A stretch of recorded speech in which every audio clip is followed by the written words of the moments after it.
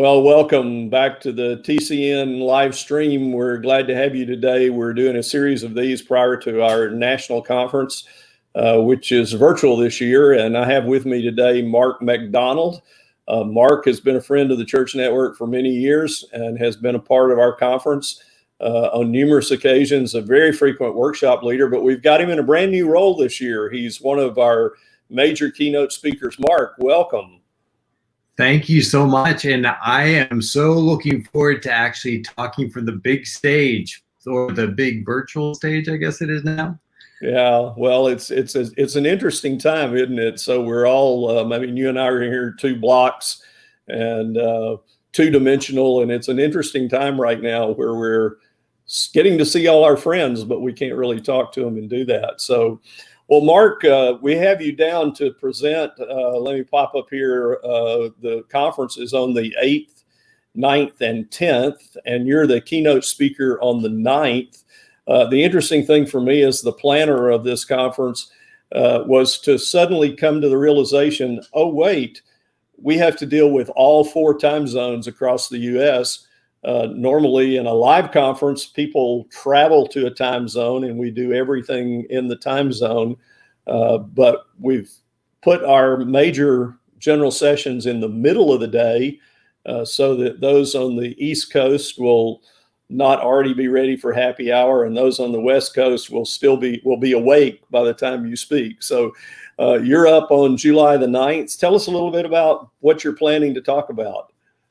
I'm really looking forward to talking, mainly because I think that a lot of churches across the country are working with communications people, or they're considering communications people, or they have a team of people who are trying to get it right. And if they don't have a team, their pastor or somebody on staff is working on communications. And the one thing that I've learned is that you can talk too much as a church. And what I want to talk about is how can we talk in such a way that more people listen rather than tune people out. And many times that comes down to editing, but it's also trying to figure out what you do promote and what voices rise to the top versus what voices need to just kind of settle down in the church. So I think that we've all realized over just the last few weeks how important digital communications is in the church. And we'll talk a little bit about that and the difference between digital communication and print communication, and how do you make sure that people actually know your church as something that's relevant and needed. Because for the most part, if we look at statistics today, a lot of churches are being ignored, and that's not, I've given my whole life to making sure that people find out about the love of Jesus through our churches. Well, thanks, Mark. That sounds like a really relevant topic to discuss, and in a new context in a way, in that we all still are at different places in opening and reopening. The churches stayed open, the facilities have been closed, and figuring out what is next as far as communication is concerned. I don't think we're going back to the exact old normal, so it's going to be important to do that. Well, thanks for taking a few minutes with us today, Mark, and anything else you'd like to say before we wrap this up? I am so looking forward to actually seeing, hopefully being able to see and interact with some of you all who I have seen over the years as I've done workshops. I love the Church Network.